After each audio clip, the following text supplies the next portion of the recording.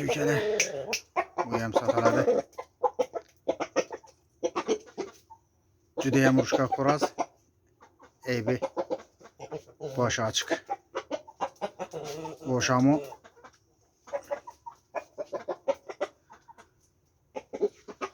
martning oxirida chiqqan.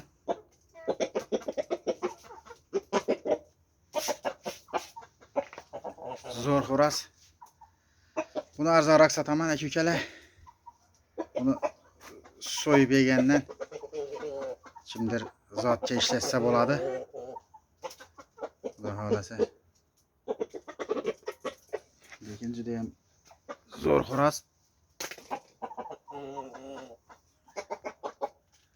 Bahasi arzonroq beraman, kelishtirib. 5 kilodan katta bo'ladigan xo'roz. Hali nima qilmadi. Endi nima qilyapti?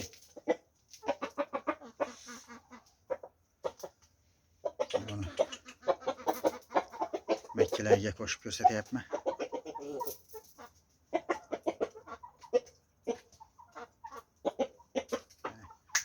Ishtahasi ham zo'r, yaxshi. Buni arzonroqqa kelishtirib beraman. Telefon qilsangizlar telefonni yozib qo'yaman. Xudo xolasa. Bu zot uchun aka-ukalar. Bu zot olishga bo'ladi. Qoralarning ichida bitta mana o'zi shunaqa. Qizimtir. Qizil bor. Boshqasi qop-qora.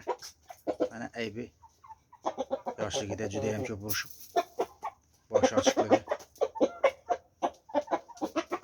Lekin zotga bo'ladi. Buni ham jo'jalarni bittasi bilan tepishtirib ko'rdim.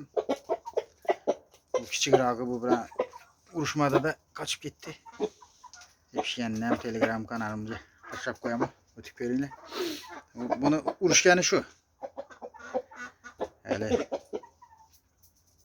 endi chaqiryapti, endi nima bo'lyapti? Xo'rozga aylanyapti. O'shanga urushaman desalar oldida.